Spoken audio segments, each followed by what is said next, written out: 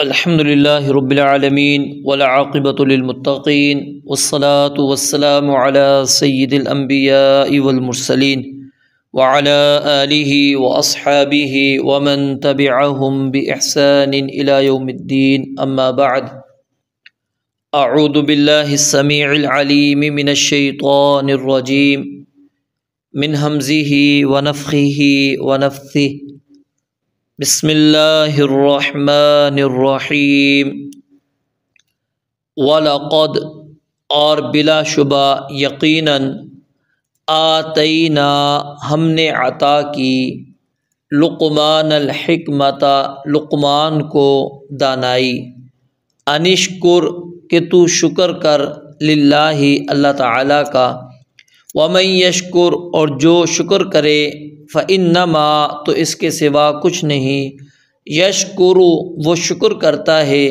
لنفسہ اپنے نفس کے لیے ومن کفر اور جو کفر کرے فإن اللہ تو بے شک اللہ تعالی غنی بہت بے پرواہ حمید بے حد تعریف والا ہے وَإِذْ قَالَ اور جب کہا لقمان نے لِبْنِهِ اپنے بیٹے سے وَهُوَ يَعِظُهُ اس حال میں کہ وہ اسے نصیحت کر رہا تھا یا بنیا اے میرے بیٹے اے میرے چھوٹے بیٹے لا تشرک مت شریک بنا باللہ اللہ تعالیٰ کے ساتھ ان الشرک بے شک شرک لظلم عظیم یقیناً ظلم ہے بہت بڑا ووصینا اور ہم نے تاکید کی ہے الانسان انسان کو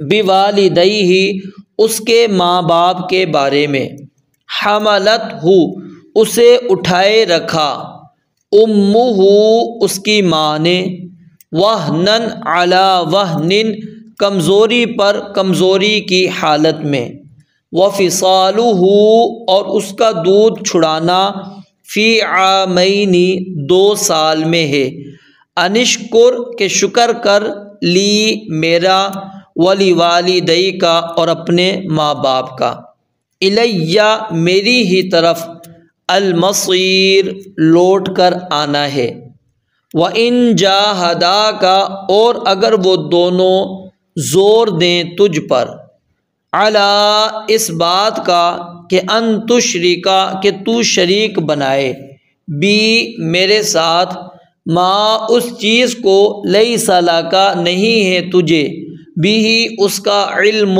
کچھ علم فلا تطعہما تو ان کا کہنا مت مان وصاحبہما اور ان کے ساتھ رہ فی دنیا میں معروفاً اچھے طریقے سے واتبع اور چل سبیل من اس شخص کے راستے پر جو اناب الیہ میری طرف رجوع کرتا ہے ثم پھر الیہ میری ہی طرف مرجعکم تمہارا لوٹنا ہے فانبئکم تو میں تمہیں بتاؤں گا بما جو کچھ کنتم تعملون تم کیا کرتے تھے یا بنیا اے میرے چھوٹے بیٹے انہا بے شک وہ یعنی کوئی بھی چیز ان تکو اگر ہو مثقال حبۃ من خردل ایک رائی کے دانے کے وزن کی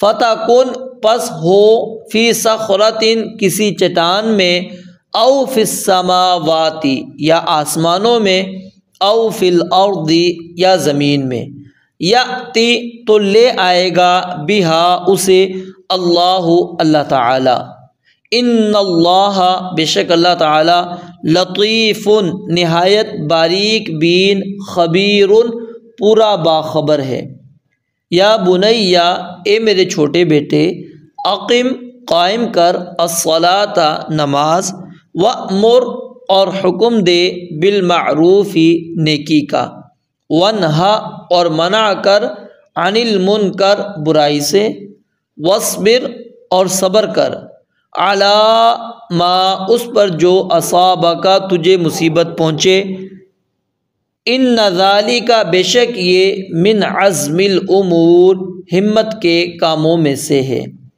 ولا تصعر اور نہ ٹیڑھا رکھ خدک اپنا رخسار للناس لوگوں کے لیے، ولا تمشی اور نہ چل فی الارض زمین میں مرحا اکڑ کر، ان اللہ بے شک اللہ تعالی لا یحب نہیں محبت کرتا کل مختال کسی اکڑنے والے، فخور فخر کرنے والے سے، وقصد اور میانہ روی رکھ فی مشی کا اپنی چال میں، وغضض اور نیچی رکھ من صوتی کا اپنی کچھ آواز، ان بے شک انکر الاصوات سب آوازوں سے بری، لصوت الحمیر یقیناً گدھے کی آواز ہے۔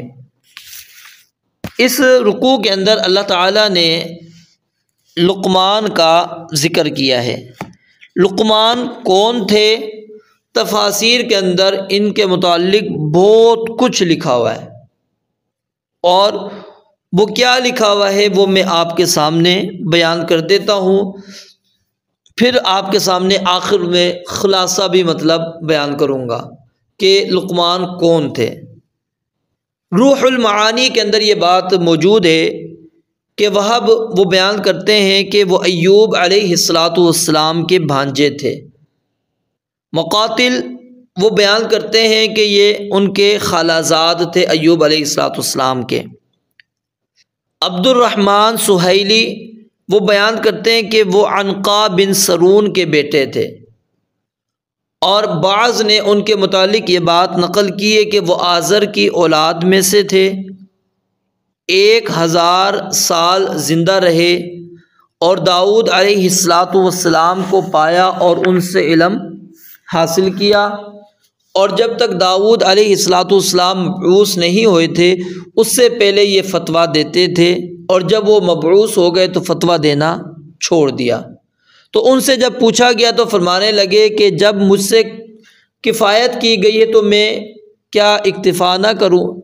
بعض نے ان کے متعلق کہا کہ وہ بنی اسرائیل کے ایک قاضی تھے، اور یہ بات واقدی نے نقل کی ہے، اور انہوں نے یہ بات بھی بیان کی ہے کہ ان کا زمانہ رسول اللہ صلی اللہ علیہ وآلہ وسلم اور عیسیٰ علیہ السلام کے درمیان تھا۔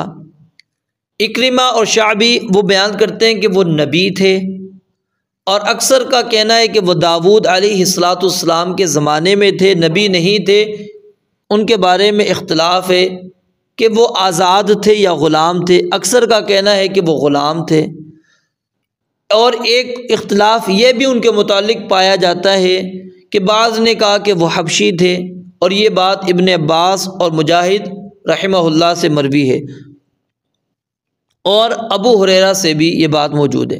اور مجاہد نے ان کے جو نقش و نگار بیان کیے ہیں، کہتے ہیں وہ موٹے ہونٹوں اور پاؤں کے سیدھے تلوے والے تھے، وہ نوبی تھے، پھٹے ہوئے پاؤں اور موٹے ہونٹوں والے تھے، ٹھیک ہے۔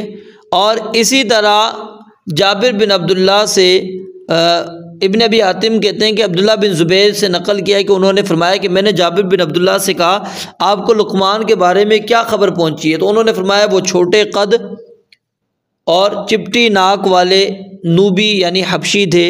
ابن ابی حاتم، ابن جریر اور ابن المنذر نے ابن المسیب سے بیان کیا کہ انہوں نے فرمایا کہ لقمان مصر کے سیاہ فام لوگوں میں سے کالے رنگ والے اور بڑے ہونٹوں والے تھے۔ اللہ تعالیٰ نے انہیں حکمت عطا کی لیکن نبوت نہیں دی۔ اس میں بھی اختلاف ہے کہ ان کا پیشہ کیا تھا، تو خالد بن ربیع وہ بیان کرتے ہیں کہ وہ نجار راہ کے ساتھ یعنی ترکھان تھے، اور معانی الزجاج میں موجود ہے کہ وہ نجاد دال کے ساتھ، ٹھیک ہے، یعنی جو گدے وغیرہ بناتے ہیں سیتے ہیں اس پیشے کے اندر موجود تھے۔ اور ابن عباس رضی اللہ تعالیٰ عنہ نے کہا کہ وہ چرواہے تھے، بعض نے کہا کہ وہ ہر روز اپنے مالک کے لیے ایندھن کا گٹھا لاتے تھے۔ تو یہ ساری باتیں جو میں نے ابھی آپ کے سامنے بیان کی، اس کے متعلق مفسر جو آلوسی ہیں، وہ جو روح المعانی والے ہیں، وہ بیان کرتے ہیں کہ ولا وثوق لی بشیء من هذه الاخبار، کہ مجھے ان خبروں میں سے کسی پر کوئی اعتبار نہیں ہے، وانما نقلتها، میں نے صرف یہ اس لیے نقل کی ہیں عبارات تأسیاً بمن نقلها من المفسرین والاخیار، کہ جو مفسرین نے، جو جید مفسرین ہیں، انہوں نے اس کو نقل کیا ہے، ٹھیک ہے، صرف میں نے اس لیے اس کو نقل کر دیا ہے۔ اور غیر انی اختار انہ کان رجلا صالحا حکیما ولم یکن نبیا، لیکن کہتے ہیں میں اس بات کو ترجیح دیتا ہوں کہ وہ صالح اور حکیم دانا شخص تھے، نبی نہیں تھے، ٹھیک ہے۔ تو بہرحال یعنی کہ اگر ہم دیکھیں تفاسیر کے اندر بلا ثبوت بہت ساری چیزیں ہمیں ملتی ہیں، اور یہ اس کا ایک نقشہ میں نے آپ کے سامنے ذکر کیا ہے۔ یہ بیان کرنے کا جو مقصد ہے کہ لقمان کے بارے میں یہ ساری چیزیں جو بیان کی گئیں، ٹھیک ہے، اس کے مطلب کیا ہے کہ مفسرین نے بس ایسے ہی باتیں نقل کر دیں۔ امام مجاہد کیا اس وقت موجود تھے؟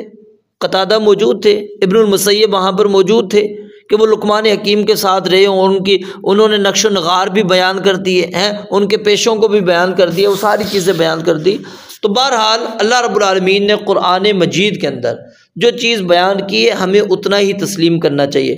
یہ بات بہرحال ملتی ہے کہ ان کا جو زمانہ ہے وہ نبی علیہ الصلوۃ والسلام کی بعثت سے پہلے کا زمانہ ہے، کیونکہ عرب کے جو مشہور شعراء تھے، یعنی جن کو جاہل شعراء کہا جاتا ہے، جاہلی شعراء اور خطباء، وہ اکثر اپنے کلام میں ان کا ذکر کیا کرتے تھے، اور امام ابن ہشام نے اپنی سیرت میں یہ بات نقل کی ہے۔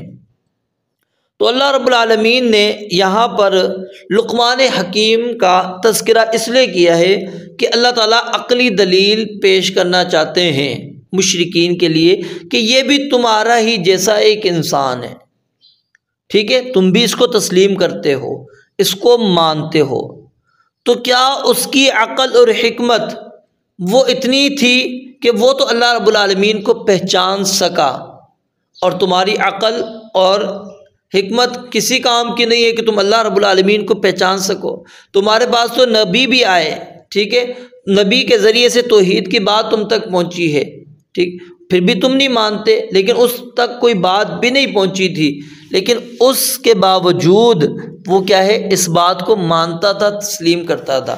اور اسی طرح مفسرین نے یہاں پر یہ بات بھی نقل کی ہے کہ اگر جو بندہ فطرت سلیمہ پر موجود ہے، صحیح فطرت پر، جس کے اوپر اللہ تعالیٰ نے انسان کی تخلیق کی ہے، کوئی اس کی فطرت کے اندر چھیڑ چھاڑ نہیں ہوئی، کوئی تبدیلی نہیں آئی، تو فطرت ہی اس کو اس جگہ پر لا کر کھڑا کر دیتی ہے، اللہ کے تعارف میں وہ پہچان لیتا ہے اللہ کون ہے، ٹھیک ہے، رب کون ہے پہچان لیتا ہے، آنے کا مقصد دنیا میں کیا ہے وہ بھی پہچان لیتا ہے، میں نے اس کے بعد کہاں جانا ہے، مرنے کو بھی وہ تسلیم کر لیتا ہے اگر وہ فطرت پر موجود ہو۔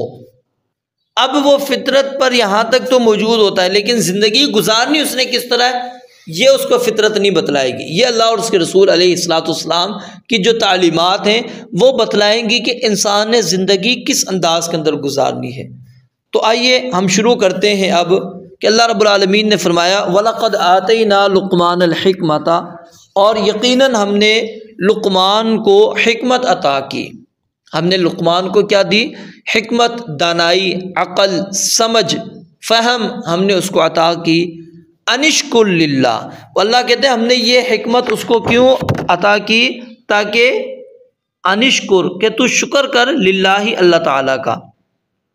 تفسیر قاسمی میں یہ بات موجود ہے کہ شکر کی بنیاد 5 چیزوں پر ہے۔ نمبر 1، شکر کرنے والے کا اس کے سامنے عاجز ہونا جس کا وہ شکر ادا کر رہا ہے، اس کے ساتھ محبت کرنا، اس کی نعمت کا اعتراف کرنا، اس پر اور اس کی تعریف کرنا، اور اس نعمت کو اس جگہ استعمال نہ کرنا جہاں نعمت دینے والا پسند نہ کرتا ہو۔ تو یہ 5 چیزیں اساس ہیں کس کی؟ شکر کی، اور انہی پر اس کی بنیاد ہے، اگر ان میں سے کوئی ایک کم ہوگا تو سمجھ لیں کہ آپ نے شکر کی ایک بنیاد کو کم کر دیا، ٹھیک ہے۔ تو خلاصہ کلام اسی پر، یعنی شکر کے متعلق جب بھی آپ گفتگو کریں گے انہی 5 چیزوں پر آپ کی گفتگو منحصر ہوگی۔ ایک مرتبہ پھر بتا دیتا ہوں کہ شکر کرنے والے کا اس کے سامنے عاجز ہونا جس کا وہ شکر ادا کر رہا ہے، اور نمبر 2 اس کے ساتھ محبت کرنا، نمبر 3 اس کی نعمت کا اعتراف کرنا، نمبر 4 اس نعمت پر اس کی تعریف کرنا، اور نمبر 5 اس نعمت کو اس جگہ استعمال نہ کرنا جہاں پر نعمت دینے والا پسند نہیں کرتا، ٹھیک ہے۔ یہ شکر کی 5 چیزیں موجود ہیں۔ تو فرمایا انشکر للہ، ہم نے لقمان نے حکیم کو اس لیے حکمت دی کہ وہ اللہ تعالیٰ کے لیے شکر کرنے والا بنے۔ ومن یشکر، اور اللہ تعالیٰ نے یہاں پر یہ بات بیان فرما دی، یہ مطلق بات ہے کہ جو بندہ بھی شکر کرے گا، ٹھیک ہے، فإنما یشکر لنفسہ، تو اس کا فائدہ وہ اپنے لیے، یعنی وَإِسْتَأَذَّنَ رَبُّكُمْ لَإِن شَكَرْتُمْ لَأَزِيدَنَّكُمْ وَلَإِن كَفَرْتُمْ إِنَّ عَذَابِي لَشَدِيدٌ، کہ تیرے رب نے یہ اعلان کر دیا ہے اگر تم شکر کرو گے میں تمہیں بڑھا چڑھا کر دوں گا، اگر تم ناشکری کرو گے تو یاد رکھو میرا عذاب بڑا سخت ہے۔ مَا يَفْعَلُ اللَّهُ بِعَذَابِكُمْ إِن شَكَرْتُمْ وَآمَنْتُمْ، اللہ تعالیٰ تمہیں عذاب دے کر کیا کرے گا اگر تم اللہ تعالیٰ کا شکر ادا کرنے والے ہو، اللہ تعالیٰ پر ایمان لے کر آنے والے ہو۔ تو یعنی یہ شکر نعمتوں میں اضافہ کا باعث بنتا ہے، اللہ کے عذاب کو روک دیتا ہے، دور کر دیتا ہے۔ تو ومن یشکر فإنما یشکر لنفسہ، جو بندہ شکر کرے گا وہ اپنے لیے شکر کرے گا۔ ومن کفر، اور جو ناشکری کرتا ہے پھر بھی وہ اللہ تعالیٰ کا انکار کرتا ہے، اللہ کی نعمتوں کا انکار کرتا ہے، اللہ کی دی ہوئی نعمتوں کو اللہ کی ناپسندیدہ جگہوں پر وہ خرچ کرتا ہے، اللہ رب العالمین کی نعمت کا اعتراف نہیں کرتا، اللہ رب العالمین کی تعریف نہیں کرتا، اللہ تعالیٰ سے محبت نہیں کرتا، اللہ کے سامنے عاجزی اختیار نہیں کرتا، جو بندہ یہ کام کرتا ہے فإن اللہ غنی، تو اللہ تعالیٰ کہتے ہیں اللہ تعالیٰ اس سے بے پرواہ ہے، اللہ کو تو اس کی ضرورت نہیں ہے کہ تم شکر کرو، یہ تو تمہیں اپنا فائدہ ملے گا، شکر کرو گے زیادہ ملے گا، شکر نہیں کرو گے اللہ نے وہ نعمتیں چھین لینی ہے۔ اس کا اللہ رب العالمین کے ساتھ تو کوئی یعنی کہ تعلق نہیں ہے کہ تمہارے شکر کرنے سے اللہ کی بادشاہت کے اندر اضافہ، ناشکری سے اللہ کی اضافہ بادشاہت کے اندر کمی نقص ہو جائے گا، نہیں۔ فإن اللہ غنی حمید، اور اللہ تعالیٰ تو قابل تعریف ہے، اس کو کسی کی تعریف کی ضرورت نہیں، وہ تو تمام خوبیوں کا مالک ہے، ٹھیک ہے، وہی ہے جو خوبیاں پیدا کرنے والا ہے ہر چیز کے اندر، اس کو تو نہ تعریف کی ضرورت ہے نہ ہی اللہ رب العالمین کو شکر کی ضرورت ہے۔ جو الحمدللہ ہم کہتے ہیں اس کی اللہ کو ضرورت نہیں، یہ تو ہمارے لیے ہے۔ وَإِذْ قَالَ لُقْمَانُ لِابْنِهِ، اور جب لقمان نے اپنے بیٹے سے کہا، وَهُوَ يَعِظُهُ، اور وہ اس کو وعظ کر رہا تھا۔ وعظ کا معنی ہوتا ہے کسی چیز سے روکنا، ٹھیک ہے، جس میں ترغیب کے ساتھ ڈرانا بھی ہو، کسی چیز سے آپ روک رہے ہیں اور ساتھ میں اس میں ترغیب بھی ہے، آپ اس کو ابھار رہے ہیں اور ساتھ میں ڈرا بھی رہے ہیں، جیسا کہ اللہ تعالیٰ نے نوح علیہ السلام کے بیٹے کے لیے سفارش کے طور پر کیا فرمایا تھا، فَلَا تَسْأَلْنِي مَا لَيْسَ لَكَ بِهِ عِلْمٌ إِنِّي أَعِظُكَ أَن تَكُونَ مِنَ الْجَاهِلِينَ، کہ مجھ سے اس بات کا سوال نہ کر جس کا تجھے کچھ علم نہیں، اور بے شک میں تجھے اس بات کی نصیحت کرتا ہوں کہ تو جاہلوں میں سے نہ ہو جا۔ اب غور کریں، یہاں پر اللہ رب العالمین نے ترغیب بھی دی ہے، ساتھ میں ڈرایا بھی ہے، اور اسی طرح فَأَعْرِضْ عَنْهُمْ وَعِظْهُمْ وَقُلْ لَهُمْ فِي أَنفُسِهِمْ قَوْلًا بَلِيغًا۔ تو فرمایا کہ لقمان علیہ السلام نے اپنے بیٹے کو نصیحت کرتے ہوئے کہا، کیا کہا، وَإِذْ قَالَ لُقْمَانُ لِابْنِهِ وَهُوَ يَعِظُهُ یا بنیّ، یہ یا بنیّ ابن اصل میں کیا تھا، بنون، اور اس کی جو تصغیر آئے گی بنون کی، وہ کیا آئے گی، بنیون، ٹھیک ہے۔ تو یا متکلم کی طرف مضاف کرنے سے بنیویا ہو گیا، بنیویا، تو واو کو یا کرنے سے، واو کو پھر ہم نے کس سے بدل دیا، یا سے، پھر کیا بن گیا، بنییا، بنییا، پھر ایک یا حذف کرنے اور ادغام سے یہ کیا بن گیا، بنیا۔ تو اس کا معنی کیا ہے، اے میرے چھوٹے بیٹے، اور چھوٹے سے مراد یہاں پر پیارا ہے، یعنی بیٹے پر شفقت اور محبت کے اظہار کے لیے تصغیر اور یا متکلم کی طرف مضاف کر کے اس کو مخاطب کیا۔ اور اس سے یہ بات بھی واضح ہو گئی کہ وعظ کرتے وقت مخاطب کو جو ہے نہایت محبت اور شفقت بھرے الفاظ کے ساتھ خطاب کرنا چاہیے، جیسا کہ لقمان نے اپنے بیٹے کو یا بنیہ کہہ کر، اور اسی طرح سیدنا ابراہیم علیہ السلام نے اپنے والد کو یا ابتی کہہ کر خطاب کیا، اور نبی مکرم صلی اللہ علیہ وآلہ وسلم نے اپنے چچا ابو طالب کو یا عمی قل لا الہ الا اللہ کہہ کر وعظ کیا۔ تو یعنی عام گفتگو میں بھی اس ادب کو ملحوظ رکھنا چاہیے، جیسا کہ سیدنا یوسف علیہ السلام نے والد کو کیا کہا، یا ابتی انی رأیت احد عشر کوکبا، اور والد نے بھی کیا کہا، یا بنی لا تقصص رؤیاک علی اخوتک۔ تو یعنی یہ ایک انداز ہمیں اپنانا چاہیے کہ مخاطب کو نہایت محبت اور شفقت کے الفاظ کے ساتھ خطاب کریں۔ اس کے اندر بڑی ہمارے اندر یہ کمزوری پائی جاتی ہے، مجھ سمیت، کہ ہم جو ہے جب وعظ و نصیحت کر رہے ہوتے ہیں، جمعہ پڑھا رہے ہوتے ہیں، درس دے رہے ہوتے ہیں، اس وقت ہم اگلے بندے کو اس انداز کے اندر اس سے گفتگو کر رہے ہوتے ہیں جیسے اس کو ہم ذلیل کر رہے ہوں، اس کو ہم رسوا کر رہے ہوں۔ تو یہ انداز ہمیں اپنا اس کی اصلاح کرنی چاہیے۔ فرمایا کہ اے میرے بیٹے، کیا کہا، لا تشرک باللہ۔ یہ اللہ رب العالمین نے جو حکمت عطا کی، اس کو حکمت کیوں قرار دیا؟ کیونکہ ان کی جو سب سے پہلی نصیحت ہے وہ حکمت پر مبنی نصیحت ہے، کہ لقمان نے اپنے بیٹے کو نصیحت کی، اور وہ نصیحت کیا ہے جو اللہ نے اپنے تمام رسولوں کے ذریعے سے لوگوں کو کی۔ وَلَقَدْ بَعَثْنَا فِي كُلِّ أُمَّةٍ رَسُولًا أَنِ اعْبُدُوا اللَّهَ وَاجْتَنِبُوا الطَّاغُوتَ وَمَا أَرْسَلْنَا مِن قَبْلِكَ مِن رَّسُولٍ إِلَّا نُوحِيَ إِلَيْهِ أَنَّهُ لَا إِلَٰهَ إِلَّا أَنَا فَاعْبُدُونِ۔ ٹھیک ہے، تو اللہ رب العالمین نے اسی بات کی تاکید کی سارے انبیاء کو، اور ہر والد کے لیے ضروری ہے کہ وہ سب سے پہلے اپنی اولاد کو شرک سے بچانے کی کوشش کرے، اور اس کوشش میں وعظ کے ساتھ ساتھ ان کے لیے اللہ سے دعا بھی کرے، جیسا کہ سیدنا ابراہیم علیہ السلام نے جب سیدنا اسماعیل اور ان کی والدہ کو ایک وادی کے اندر چھوڑ کر آئے، جو آج مکہ کی وادی ہے، وادی غیر ذی زرع کے نام سے، ٹھیک ہے، تو ان کی نگاہوں سے اوجھل ہونے پر کیا دعا کی تھی، وَإِذْ قَالَ إِبْرَاهِيمُ رَبِّ اجْعَلْ هَٰذَا الْبَلَدَ آمِنًا وَاجْنُبْنِي وَبَنِيَّ أَن نَّعْبُدَ الْأَصْنَامَ، کہ اللہ مجھے بھی بچا اور میرے بچوں کو بھی بچا لے، کس سے، کہ ہم بتوں کی عبادت کریں۔ تو سیدنا لقمان نے بھی یہی بیٹے کو نصیحت کی کہ یا بنیہ لا تشرک باللہ، کہ تم اللہ تعالیٰ کے ساتھ شریک نہیں ٹھہرانا، نہ اللہ کی ذات میں نہ اللہ کی صفات میں کسی طرح کی بھی شراکت نہیں کرنی۔ کیوں؟ اس کی علت کیا ہے؟ انا، یہ لفظ جو ہے علت بیان کرنے کے لیے آیا ہے کہ ان الشرک لظلم عظیم، کہ یقیناً اللہ کے ساتھ شرک کرنا یہ بہت بڑا ظلم ہے۔ اور ظلم کا معنی کیا ہوتا ہے؟ ایک تو معنی اس کا ہوتا ہے نا اندھیرا، ظلم کا معنی کیا ہوتا ہے؟ اندھیرا، ٹھیک ہے، اور دوسرا معنی اس کا کیا کیا جاتا ہے؟ وضع الشیء فی غیر محلہ، کہ کسی بھی چیز کو اس کی جگہ کے بجائے دوسری جگہ پر رکھ دینا، یعنی کسی کا حق کسی اور کو دے دینا۔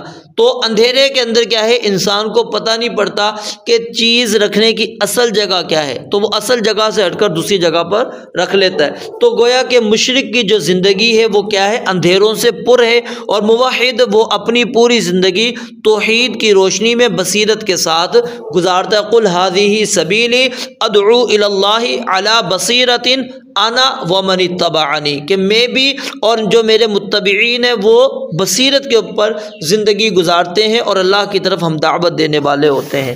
تو بہرحال جو شرک کرنے والا بندہ ہے وہ کس کے اندر موجود ہوتا ہے؟ ظلمت کے اندر، اندھیروں کے اندر موجود ہوتا ہے۔ اور ظلمت اور اندھیرے کے اندر کیسے ہوتا ہے؟ صم بکم عمی فہم لا یعقلون، وہ بہرے ہوتے ہیں، گنگے ہوتے ہیں، اندھے ہوتے ہیں، وہ سمجھتے ہی نہیں۔ اور سب سے بڑا ظلم اس لیے شرک کو یہاں پر قرار دیا گیا کیونکہ اس سے بڑھ کر کوئی بے انصافی ہو ہی نہیں سکتی، اس سے بڑھ کر یعنی کہ یہ بے انصافی ہو ہی نہیں سکتی کہ بے بس اور عاجز مخلوق کو خالق اور مالک اور مختار رب کے اختیارات کا مالک بنا دیا جائے۔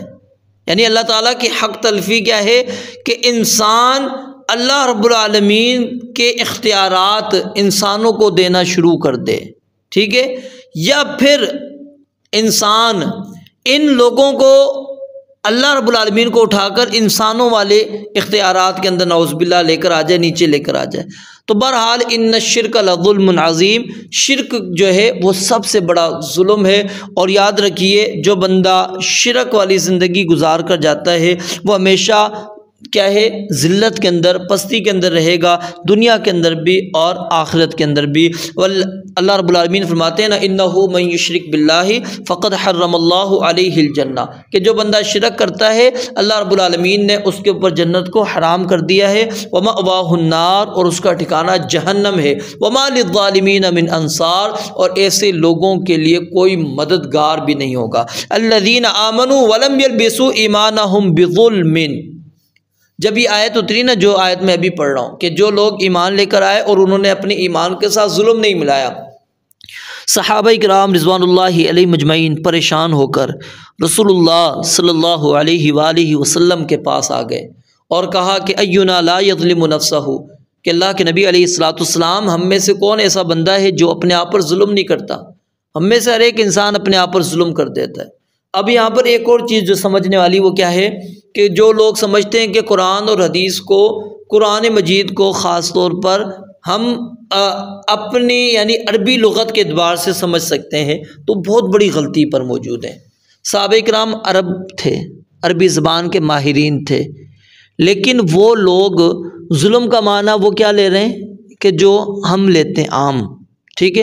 تو نبی علیہ الصلوۃ والسلام نے فرمایا کہ یہاں پر ظلم سے مراد یہ نہیں ہے، کیا تم نے لقمان کی بات نہیں سنی جو انہوں نے اپنے بیٹے کو نصیحت کرتے ہوئے کہا تھا ان الشرک لظلم عظیم، کہ وہ شرک اللہ رب العالمین نے یہاں پر اس کو ظلم عظیم کہا ہے کہ الذین آمنوا ولم یلبسوا ایمانہم بظلم، کہ جو لوگ ایمان لاتے ہیں اور اپنے ایمان کے ساتھ وہ شرک کو نہیں ملاتے تو اولئک لہم الامن، ان کے لیے امن ہے، وہی ہدایت یافتہ ہیں۔ تو یعنی شرک کیا ہے؟ انتہائی بہت بڑا ظلم ہے کہ اللہ رب العالمین کو وہ اللہ رب العالمین کو کے جو اختیارات ہیں، قدرتیں ہیں، وہ ایک مخلوق کو دے دیتے ہیں۔ اور فرمایا آگے ان الشرک لظلم عظیم ووصینا الانسان۔ اب یہاں پر ایک اور نقطہ سمجھ لیجئے کہ بعض تو یہ بات بیان کرتے ہیں کہ لقمان نے اپنے بیٹے کو اپنے بارے میں کیوں نہیں تاکید کی، اس کے بارے اب کیوں نہیں بتایا؟ اس کی وجہ وہ کہتے ہیں کثر نفسی ہے، کہ اپنے آپ کو عاجز انکساری ظاہر کرنا چاہتے تھے۔ تو اللہ رب العالمین نے یہاں پر ضرورت محسوس کی اور اللہ تعالیٰ نے یہ چیز بیان کر دی۔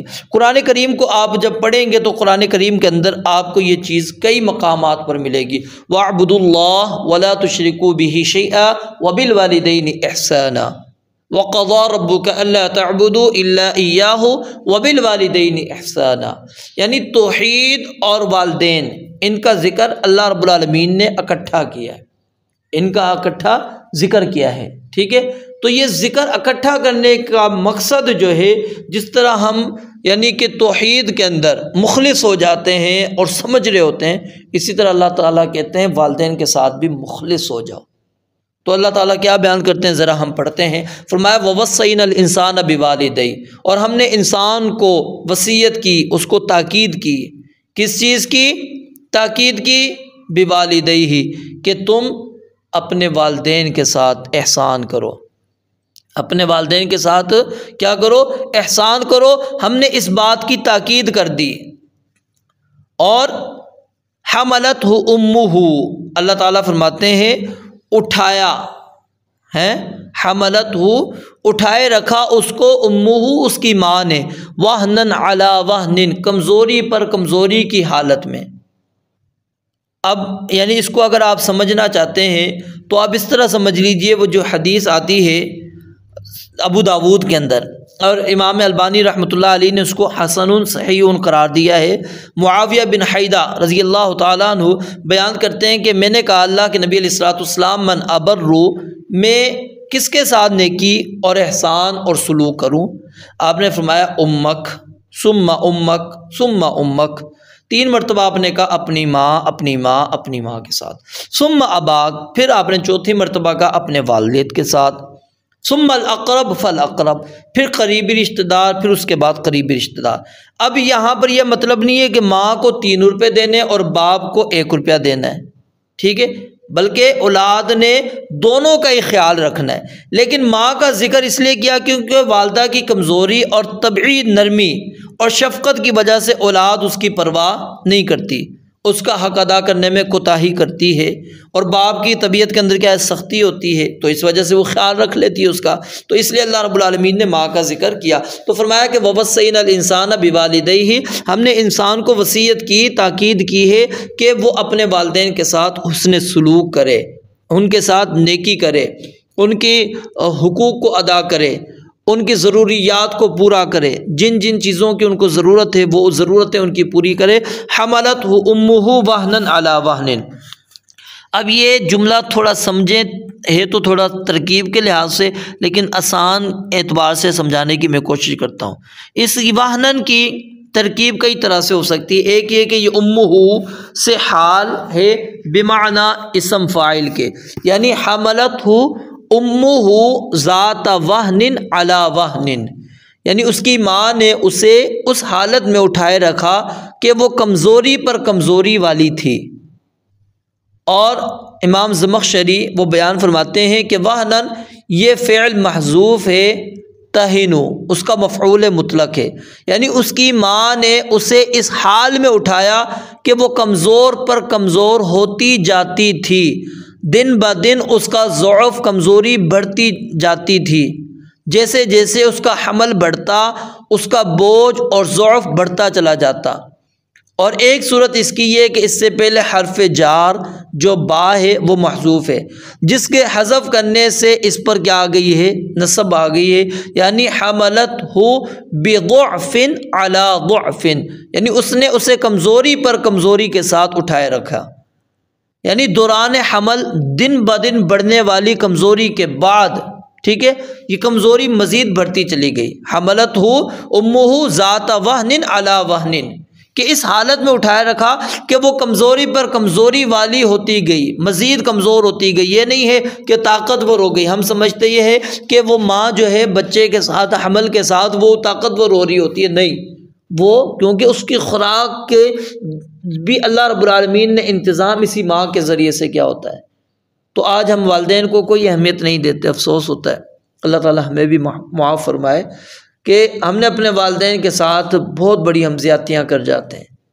اللہ تعالیٰ نے کیا کہا ہے، وَقَضَىٰ رَبُّكَ أَلَّا تَعْبُدُوا إِلَّا إِيَّاهُ وَبِالْوَالِدَيْنِ إِحْسَانًا إِمَّا يَبْلُغَنَّ عِندَكَ الْكِبَرَ أَحَدُهُمَا أَوْ كِلَاهُمَا فَلَا تَقُل لَّهُمَا أُفٍّ، ہم اف کیا، اف سے بڑھ کر ہم جملے کہہ دیتے ہیں۔ اللہ تعالیٰ ہمیں معاف فرمائے اور ہمارے والدین ہمیں معاف کر دیں، ہمیں یہ دعائیں کرتے رہنا چاہیے۔ تو اللہ رب العالمین فرماتے ہیں حملتہ امہ وہنن علی وہن وفصالہ، اور اس کا دودھ چھڑوانا فی عامین 2 سال میں ہے، یعنی اب غور کریں، دوران حمل دن بدن بڑھنے والی کمزوری کے بعد پھر بچے کو دودھ پلانا پورے 2 سال تک ہیں، اس کے درمیان میں کتنی کمزوری اور مشقت کے مرحلے ہیں، وہ خود بخود سمجھ میں انسان کو آ جاتے ہیں۔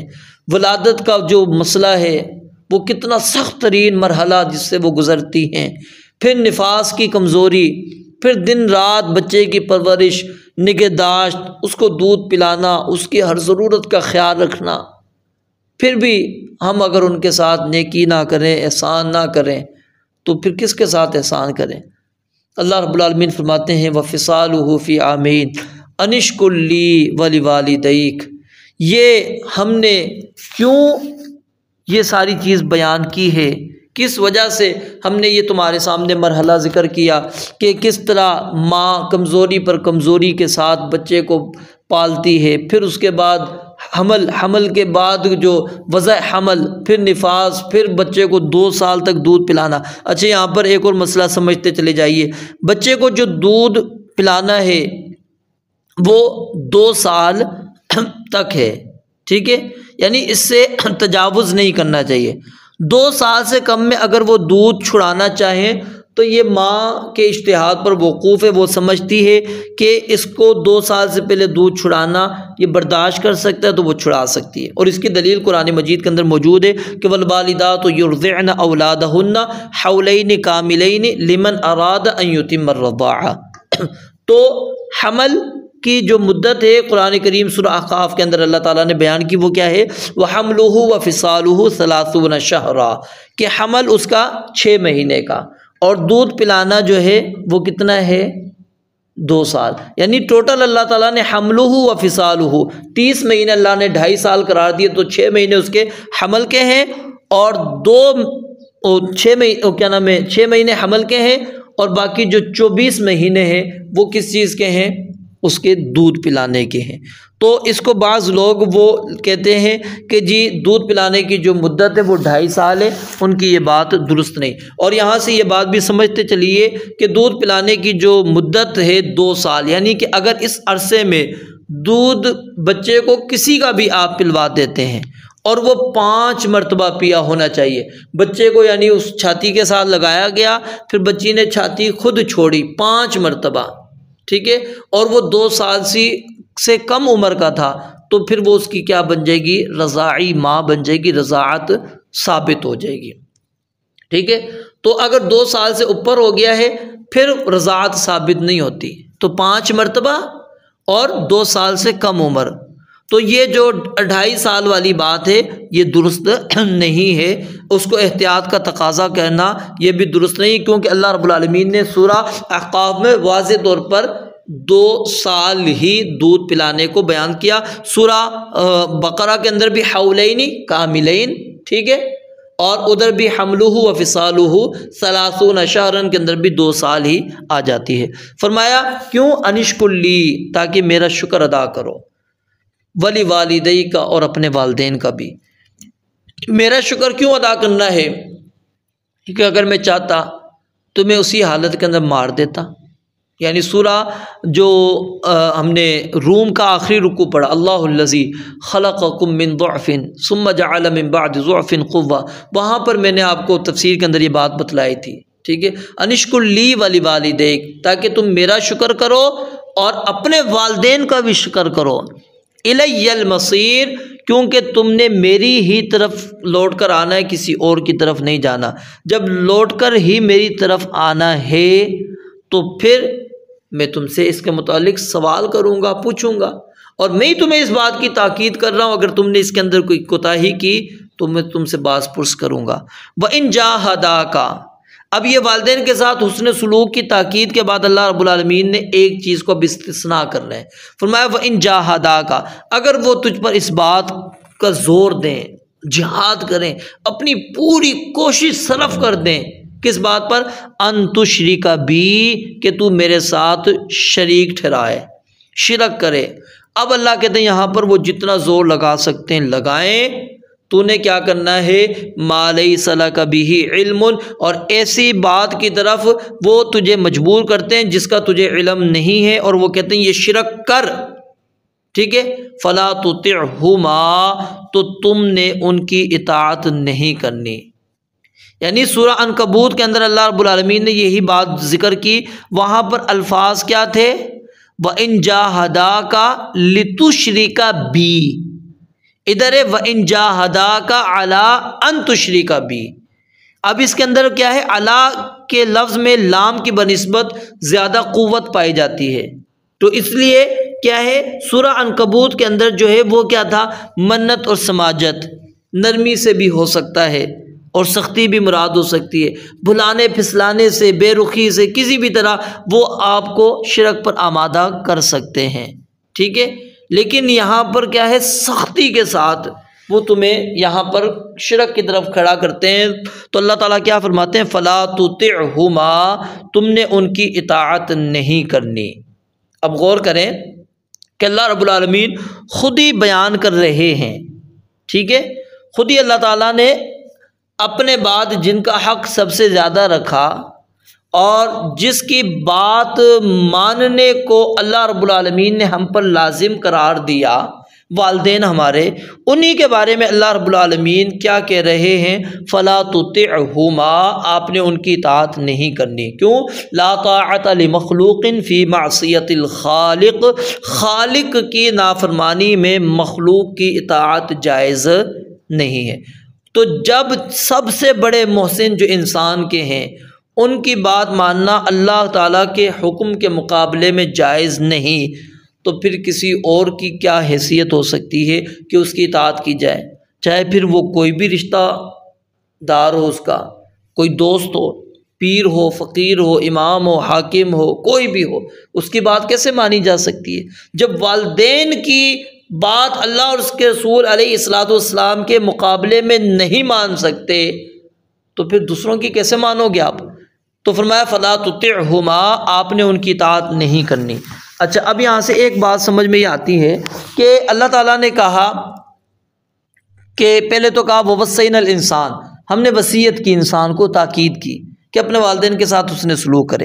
پھر اللہ رب العالمین نے کہا کہ جی اگر وہ تمہیں شرک کی طرف مجبور کرتے ہیں، زبردستی کرتے ہیں، اپنی پوری کوشش لگا دیتے ہیں تو تم نے ان کی بات نہیں ماننی۔ اور بندہ یہ کہتا ہے کہ اچھا اس کا مطلب ہے اب والدین شرک پر مبنی، وہ شرک والی زندگی گزار رہے ہو، مشرک ہوں، تو کیا اب ان کے ساتھ ہم نے قطع تعلق کی کرنی ہے؟ اللہ رب العالمین نے کہا نہیں۔ اور جب یاد رکھیں مشرک والدین کے متعلق یہ حکم موجود ہے تو مومن والدین کا حق وہ انسان کے اوپر کتنا زیادہ ہوگا۔ فرمایا وصاحبہما فی الدنیا معروفا، آپ نے ان کے ساتھ دنیا میں اچھے طریقے سے رہنا ہے، یعنی ان سے قطع تعلق کرنا جائز نہیں۔ جب تک وہ زندہ ہیں ان کے معاملات میں جو دین کے ساتھ تعلق نہیں رکھتے، اچھے طریقے کے ساتھ رہو، یعنی ان کے کھانے پینے کا انتظام کرو، ان کے پہننے کا انتظام کرو، ان کے رہنے کا انتظام کرو، علاج وغیرہ کا خیال رکھو، نرمی کے ساتھ ان سے بات چیت کرو، محبت کے ساتھ بات کرو، غصے اور تلخی کو برداشت کرتے رہو۔ یہ ساری چیزیں اللہ رب العالمین نے فرمایا وصاحبہما فی الدنیا معروفا واتبع سبیل من اناب الی۔ اب اس جملے میں دوبارہ تاکید فرما دی کہ دنیاوی معاملات میں ان کے ساتھ جب تم معروف طریقے کے ساتھ رہنا شروع کرو گے تو اس کے اندر اس بات کا خاص طور پر خیال رکھنا کہ کہیں تم میں مداہنت پیدا نہ ہو جائے کہ تم دینی معاملات میں بھی ان کے پیچھے چلنا شروع ہو جاؤ، بلکہ پیچھے کس کے لگنا ہے؟ واتبع سبیل من اناب الی، ان لوگوں کے راستے پر جن کا رجوع میری طرف ہے، جو میری ہدایت اور رہنمائی پر چلتے ہیں۔ صرف ان لوگوں کے راستے پر چلنا جو قرآن و حدیث پر چلتے ہیں، اللہ کی طرف سے نازل شدہ دین پر وہ لوگ چلتے ہیں، اس پر چلنا ہے، کسی شخص کی رائے پر، قیاس پر، کسی شخص کے اجتہاد پر نہیں چلنا جس کا وحی سے کوئی تعلق نہیں ہے، ٹھیک ہے؟ تو واتبع سبیل من اناب الی، جو میری طرف رجوع کرتا ہے، اتبعوا ما انزل الیکم من ربکم ولا تتبعوا من دونہ اولیاء، ٹھیک ہے؟ آگے اللہ رب العالمین کیا فرماتے ہیں؟ ثم الی مرجعکم، پھر میری طرف ہی تمہارا پلٹنا ہے، میری طرف ہی لوٹ کر آؤ گے، فَأُنَبِّئُكُمْ، تو میں تمہیں بتاؤں گا۔ اب یہاں پر دیکھیں یہ اللہ رب العالمین نے یہ نہیں کہا کہ میں تمہیں جزا دوں گا، کیونکہ جو فَأُنَبِّئُكُمْ کے الفاظ ہیں اس میں ڈانٹنے کا زور پایا جاتا ہے۔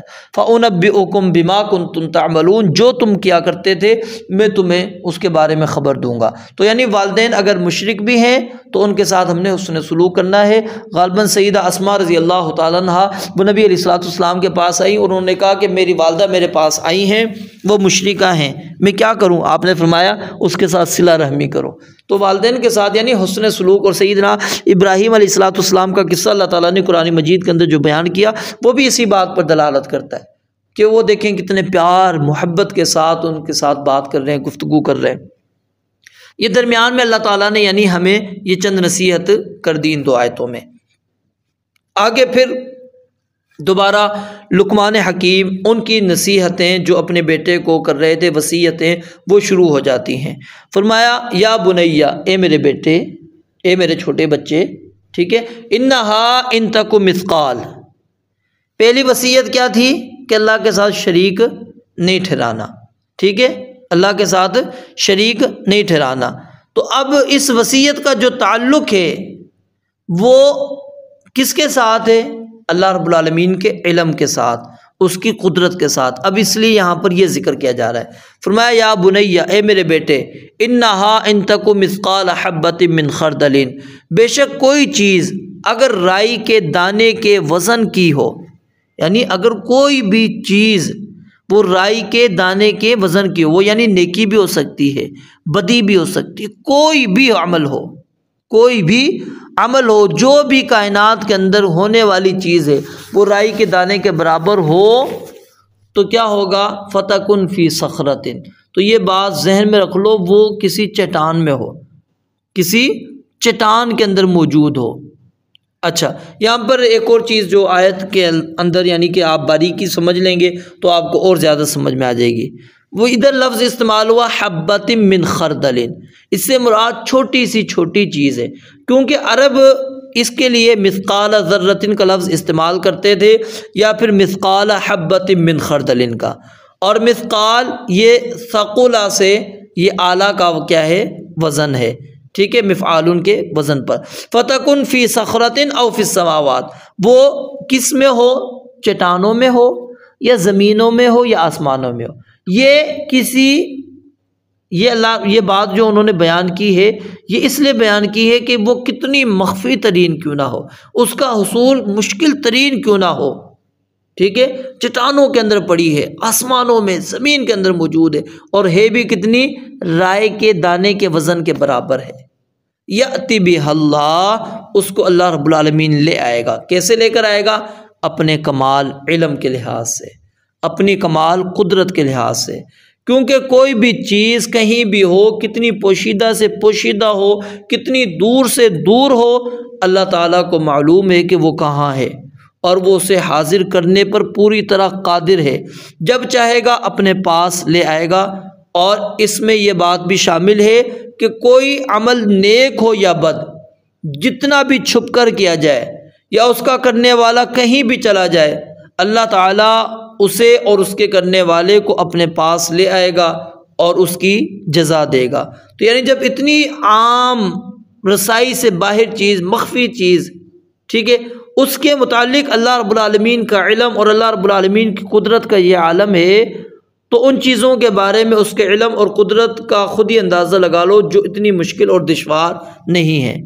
تو اصل میں یہاں پر اگر ہم دیکھیں تو جو سیدنا جبریل امین علیہ السلام سے نے رسول اللہ صلی اللہ علیہ وسلم سے احسان کے متعلق سوال کیا تھا، تو اس کی طرف اشارہ ہمیں ملتا ہے کہ گویا کہ تم اللہ کی عبادت اس طرح کرو کہ اللہ تعالیٰ کو تم دیکھ رہے ہو، اگر نہیں تو کم از کم اللہ تعالیٰ تمہیں دیکھ رہا ہے۔ تو ان تک مثقال حبۃ، کہا ہے میرے بیٹے اگر معمولی بھی کوئی نیکی ہے تمہاری، یا معمولی تمہارا کوئی گناہ ہے، فمن یعمل مثقال ذرۃ خیرا یرا ومن یعمل مثقال ذرۃ شرا یرا یأتی بہ اللہ تعالیٰ اس کو لے آئے گا۔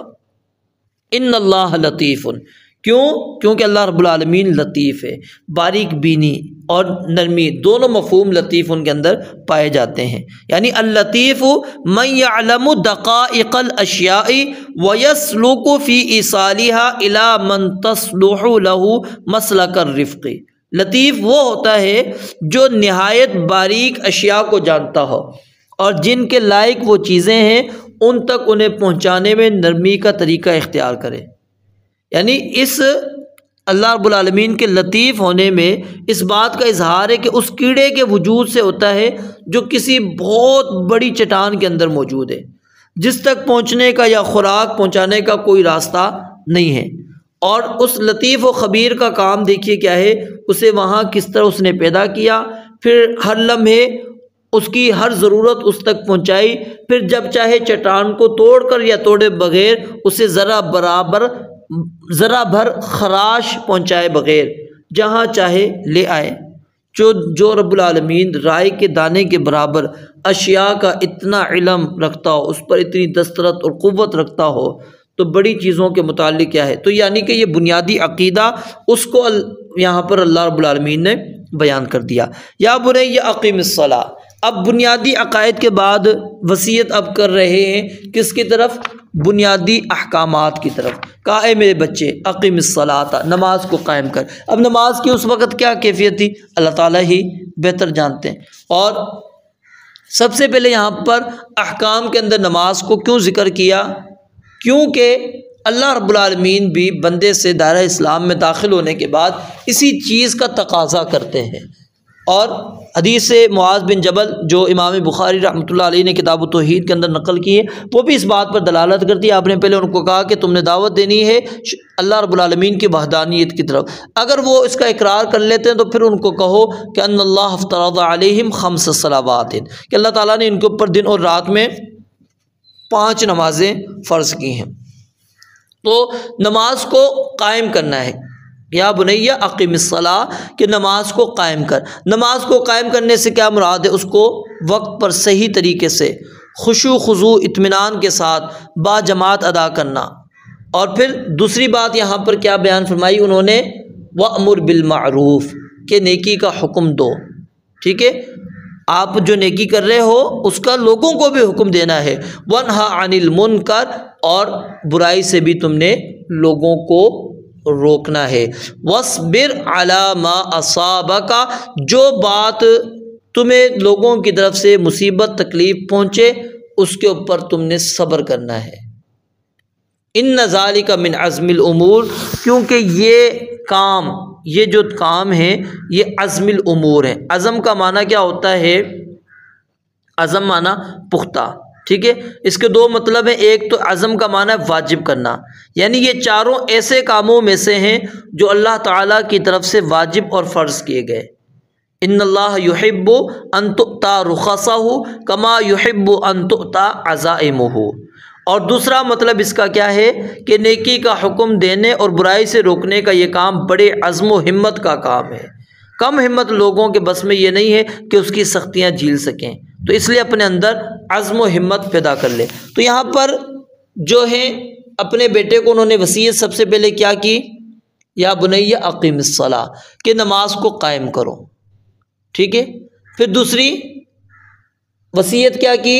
وَأْمُرْ بِالْمَعْرُوفِ، کہ نیکی کا حکم دینا ہے، وَانْهَ عَنِ الْمُنْكَرِ، اور برائی سے روکنا ہے۔ اچھا، اب ہمارے ہاں کیا ہوتا ہے، ہم سمجھتے ہیں نیکی کا حکم دینا اور برائی سے منع کرنا یہ ایک ہی چیز ہے۔ نہیں، یہ دونوں الگ الگ حکم ہیں اور دونوں پر عمل کرنا ضروری ہے۔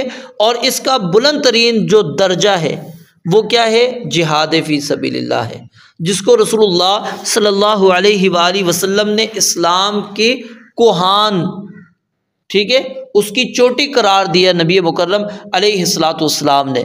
تو اس لیے فرمایا کہ بیٹا خود نہیں تم نے عبادت کرنی، لوگوں کا بھی خیال رکھنا ہے۔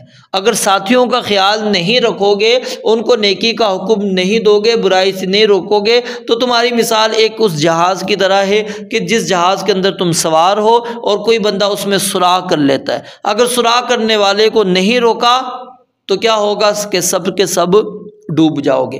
اگر روک لو گے تو خود بھی بچ جاؤ گے اور ان کو بھی بچا لو گے۔ اور ان تینوں کے اندر یہ بات بھی یاد رکھ لیں، یہ بات بھی شامل ہے کہ ان تینوں کا علم حاصل کرنا یہ بھی ضروری ہے۔ یعنی نماز کو قائم کرنا ہے، نیکی کا حکم دینا، برائی سے روکنا ہے۔ اب نماز قائم کیسے کرنی ہے آپ نے پتہ ہے آپ کو؟ نہیں، پڑھیں گے تو علم حاصل کریں گے تو پتہ لگے گا نا، ٹھیک ہے۔ اور نیکی کا حکم آپ کیسے دیں گے جب تک آپ کو پتہ ہی نہیں کہ نیکی ہوتی کیا ہے؟ اب ہمارے ہاں بس اوقات ایسا ہوتا ہے بندہ برائی کو نیکی سمجھ کے وہ دعوت دے رہا ہوتا ہے، برائی کو نیکی سمجھ کے وہ لوگوں کو دعوت دے رہا ہوتا ہے، لوگوں کو ترغیب دے رہا ہوتا ہے، اس کو پتہ ہی نہیں ہے کہ میں کیا چیز استعمال کر رہا ہوں، کیا یہ برائی تو نہیں ہے جس کی طرف میں لوگوں کو دعوت دے رہا ہوں۔ تو مالا یتم الواجب الا بہ فہو واجب، کہ جن چیزوں کے ذریعے یا جن چیزوں کے بغیر واجب پوری طرح ادا نہیں ہوتا وہ چیز بھی کیا ہوتی ہے؟ واجب ہوتی ہے۔ آپ نیکی کا حکم دے ہی نہیں سکتے جب تک کہ علم نہ حاصل کر سکیں، آپ برائی سے روک ہی نہیں سکتے جب تک کہ آپ علم حاصل نہ کریں۔ آپ کو کیسے پتہ لگے گا یہ برائی ہے کہ آپ اس سے روکنا چاہتے ہیں؟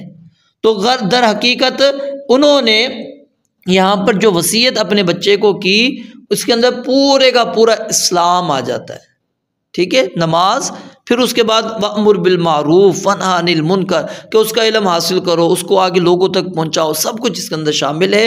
وَاصْبِرْ عَلَىٰ مَا أَصَابَكَ، اب اس کے اندر یہ چیز بھی شامل تھی، اس کو الگ طور پر اس لیے ذکر کیا کیونکہ جب آپ کسی کو دعوت دیں گے امر بالمعروف کا کام کریں گے، نہی عن المنکر کریں گے، تو آپ کو اس پر کیا آئے گی؟ تکلیف آئے گی، مصیبت آئے گی، لوگ آپ کے پیچھے پڑ جائیں گے، ٹھیک ہے، وہ چاہے جنات میں سے ہوں، انسانوں میں سے ہوں، وہ آپ کو ہر قسم کی اذیتوں سے اذیت اور تکالیف آپ کو پہنچانے کی کوشش کریں گے۔ تو اس وقت آپ نے کیا کرنا ہے؟ وَاصْبِرْ عَلَىٰ مَا أَصَابَكَ، جو کچھ تمہیں پہنچتی ہے، ان کی طرف سے آزمائشیں آتی ہیں، مصیبتیں آتی ہیں، ٹھیک ہے، اس پر صبر کرنا ہے۔ اور صبر کا معنی کیا ہوتا ہے؟ ڈٹ جانا ہے اپنی اس دعوت کے اوپر، اس سے ہٹنا نہیں ہے، وہ ہٹانے کی کوشش کریں گے، تم نے ہٹنا نہیں ہے، اس پر ڈٹے رہنا۔ إِنَّ ذَلِكَ مِنْ عَزْمِ الْأُمُورِ، کیونکہ یہ بڑی ہمتوں والا کام ہے، یہ اللہ کی طرف سے واجب کردہ ہے۔ وَلَا تُصَعِّرْ، سعر اونٹ کو لگنے والی ایک بیماری ہے جس سے وہ اپنی گردن ایک طرف پھیرے رکھتا ہے، ٹھیک ہے، یعنی تکلف سے ایک طرف منہ پھیر کے رکھتا ہے، اور یہ انداز حقارت کے اظہار کے لیے استعمال ہوتا ہے۔ تو فرمایا وَلَا تُصَعِّرْ خَدَّكَ لِلنَّاسِ، تو اپنے رخسار کو ٹیڑھا نہ کرنا لوگوں کے لیے، یعنی تکبر اختیار نہ کرنا۔ یہ اب یہاں پر آداب، اخلاق، اس کی وصیت کر رہے ہیں، کیونکہ متکبر اور مغرور جو لوگ ہیں ان کو کوئی پسند نہیں کرتا۔ جو تواضع اختیار کرنے والے، نرمی اختیار کرنے والے لوگ ہیں، وہ لوگوں سے ان سے لوگ محبت کرتے ہیں۔ وَلَا تُصَعِّرْ خَدَّكَ لِلنَّاسِ، کہا کہ اپنے رخسار کو ٹیڑھا نہ کرنا لوگوں کے لیے۔ وَلَا تَمْشِ فِي الْأَرْضِ مَرْحًا، اور زمین پر اکڑ کے نہ چلنا۔ یہاں پر ایک سوال یہ پیدا ہوتا ہے، چلنا تو انسان نے زمین پر ہی ہے، پھر خاص طور پر اس کا ذکر کیوں کیا؟ کیونکہ اصل میں کیا ہوتا ہے، انسان یہ سمجھ رہا ہوتا ہے کہ میں اب اس زمین پر موجود ہی نہیں ہوں، وہ حقیقت کو بھول چکا ہوتا ہے کہ اسی زمین کے اندر میں نے جانا ہے۔ منہا خلقناکم وفیہا نعیدکم ومنہا نخرجکم تارۃ اخری، تو اس طرف توجہ دلوائی کہ یہ نہ سمجھنا کہ تم زمین سے اوپر چلے گئے ہو۔ ولا تمشی فی الارض مرحا، زمین پر اکڑ کے نہیں چلنا۔ ان اللہ لا یحب کل مختال فخور، کیونکہ اللہ رب العالمین کسی بھی ایسے بندے سے محبت نہیں کرتے جو اکڑنے والا ہو اور فخر کرنے والا ہو۔ اور جو بندہ جس سے اللہ تعالیٰ محبت نہ کریں تو کیا وہ کامیاب ہو سکتا ہے؟ کبھی بھی کامیاب نہیں ہو سکتا۔ وَقْصِدْ فِي مَشِيكَ، اب انہوں نے منع کیا تھا کہ اکڑ کر نہیں چلنا، تو ممکن تھا کہ پھر وہ اس پر عمل کرتے، کوئی انتہائی کمزور مریل چال اختیار کر لیتے، تو اس لیے کہا کہ نہیں، وَقْصِدْ میانہ روی اختیار کرو، فی مشیکا اپنی چال کے اندر، یعنی جس میں نہ تکبر کا اظہار ہو اور نہ ہی کمزوری ہو، ٹھیک ہے۔ وَغْضُضْ مِن صَوْتِكَ، اور اپنی کچھ آواز نیچی رکھو، یعنی بلا ضرورت اونچی آواز سے نہیں بولنا چاہیے، یہ وقار کے خلاف ہے، اور چلا کر بولنے سے سننے والے کو تکلیف ہوتی ہے، اور بولتے وقت اپنی آواز کو کسی قدر پست رکھنی چاہیے، نہ اتنی کہ سننے والے کو وہ سمجھ ہی نہ آئے، نہ سن سکے کیا آپ کہہ رہے ہیں۔ کیوں؟ ان انکر الاصوات لصوت الحمیر، کیونکہ سب سے بری آواز گدھے کی آواز ہے، یعنی بلا ضرورت اونچی آواز سے بولنے اور چیخنے میں وہ گدھے کی طرح ہے، یعنی تمام آوازوں میں جو سب سے بری آواز کانوں میں لگتی ہے وہ کس کی ہے؟ یہ گدھے کی آواز ہے۔ اور گدھا کب بولتا ہے؟ امام راضی بیان کرتے ہیں کہ ہر جانور جب بولتا ہے تو اسے اندازہ ہو جاتا ہے کہ وہ تھکان کی وجہ سے بول رہا ہے، یا بوجھ سے، یا خوف یا مار کی وجہ سے، یا کسی اور وجہ سے۔ صرف کہتے ہیں گدھا ایک ایسا جانور ہے جو کسی ضرورت کی وجہ سے نہیں بولتا، وہ نہ بوجھ کی وجہ سے بولتا ہے، نہ مارنے سے، حتیٰ کہ اگر اسے جان سے مار دیا جائے تو بھی نہیں بولتا، اور بولتا ہے تو بلا ضرورت ہی بولتا چلا جاتا ہے، تو اس لیے اس کی آواز سب سے زیادہ بری لگتی ہے، اور پھر اس کی آواز کے اندر کرختگی موجود ہے، شدت بھی موجود ہے۔ تو نبی علیہ الصلوۃ والسلام نے بھی اس کی طرف اشارہ کیا، فرمایا کہ جب تم گدھے کی آواز کو سنو تو تم نے کیا کرنا ہے؟ فتعوذوا باللہ من الشیطان، شیطان مردود سے تم نے اللہ تعالیٰ کی پناہ میں آنا ہے۔ فإنہ رأى شیطانا، کیونکہ اس نے شیطان دیکھا ہے۔ اور انسان کو ایسی مثالوں سے بچنا چاہیے جو جانوروں کی مثال ہے، کیونکہ آپ نے فرمایا لیس لنا مثل السوء، ہمارے لیے بری مثال درست نہیں ہے۔ الذی یعود فی ہبتہ کالکلب یرجع فی قیئہ، کہ وہ شخص جو کسی کو تحفہ دیتا ہے اور پھر اس سے تحفہ واپس لے لیتا ہے، اس کی مثال اس کتے کی طرح الٹی کرتا ہے، پھر اپنی الٹی کو خود چاٹ لیتا ہے۔ تو بہرحال یہاں پر لقمان حکیم کی وصیتیں ختم ہو گئی۔ اب میں اختصار کے ساتھ دوبارہ بیان کر دیتا ہوں تاکہ بات سمجھنے میں ہمیں آ جائے کہ لقمان حکیم نے اپنے بیٹے کو وصیتیں کیا کی۔ سب سے پہلی وصیت لقمان حکیم نے یہ کی کہ یا بنی لا تشرک باللہ، اے میرے بیٹے اللہ رب العالمین کے ساتھ شریک نہ بنانا، شرک نہ کرنا، پہلی وصیت۔ اور دوسری وصیت کیا کی؟ اقیم الصلاۃ، دوسری وصیت کی انہا ان تک مثقال حبۃ من خردل، یعنی کہ اس کو آپ آسان الفاظ میں اس طرح کے لیجئے کہ آپ چھوٹی سے چھوٹی کوئی نیکی کرتے ہیں یا چھوٹی سے چھوٹی کوئی برائی کرتے ہیں، اللہ رب العالمین وہ آپ کے سامنے لے آئے گا۔ اللہ سے کوئی چیز مخفی نہیں ہے، اللہ کی قدرت سے کوئی چیز باہر نہیں، اللہ کے علم سے کوئی چیز دور نہیں ہے۔ پھر تیسری بات اقیم الصلاۃ، نماز قائم کرو، ٹھیک ہے، اور وَأْمُرْ بِالْمَعْرُوف، چوتھی بات نیکی کا حکم دو، پانچویں بات وَانْهَ عَنِ الْمُنْکَر، برائی سے روکو، چھٹی بات وَاصْبِرْ عَلَىٰ مَا أَصَابَكَ، لوگوں کی طرف سے جو تکلیفیں آئیں اس پر صبر اختیار کرو۔ پھر وَلَا تُصَعِّرْ خَدَّكَ لِلنَّاسِ، کہ لوگوں کے لیے اپنے رخسار کو ٹیڑھا نہ کرو، تکبر اختیار نہ کرو۔ وَلَا تَمْشِ فِي الْأَرْضِ مَرَحًا، 8 نمبر کہ زمین میں اکڑ کر نہ چلو۔ پھر 9 نمبر وَاقْصِدْ فِي مَشْيِكَ، اپنی چال میں میانہ روی اختیار کرو۔ اور 10 نمبر وَاغْضُضْ مِنْ صَوْتِكَ، اپنی آواز کو نیچے رکھو۔ تو یہ 10 وصیتیں سیدنا لقمان حکیم نے اپنے بیٹے کو کی، اور یہ در حقیقت یہ وصیتیں اللہ رب العالمین نے یہاں پر نصیحتیں اس لیے ذکر کی تاکہ ہم بھی ان کو اختیار کریں۔ اور اس کو علماء ایک اور انداز میں بیان کرتے ہیں، اور وہ کیا ہے کہ اولاد کی اگر بندہ تربیت کرنا چاہتا ہے تو اسی نہج پر کرے جو اللہ تعالیٰ نے اس رکوع کے اندر بیان کیا ہے۔ یعنی اس کے اندر کیا ہے، عقائد وہ بھی موجود ہیں، احکام الہی اس کی طرف بھی اللہ نے توجہ دلا دی، اخلاق و آداب کو بھی اللہ رب العالمین نے بیان کر دیا ہے۔ اور یہی دین اسلام کیا ہے، اس کی اکملیت، جامعیت پر دلالت کرتی ہے۔ ادخلوا فی السلم کافہ ولا تتبعوا خطوات الشیطان، کہ اسلام میں مکمل طور پر داخل ہو جاؤ اور شیطان کی پیروی نہ کرو، اس کے پیچھے نہ چلو۔ رب العالمین سے دعا ہے اللہ تعالیٰ مجھے اور آپ کو جو کچھ بیان کیا عمل کرنے کی توفیق عطا فرمائے۔ وآخر دعوانا ان الحمد للہ رب العالمین۔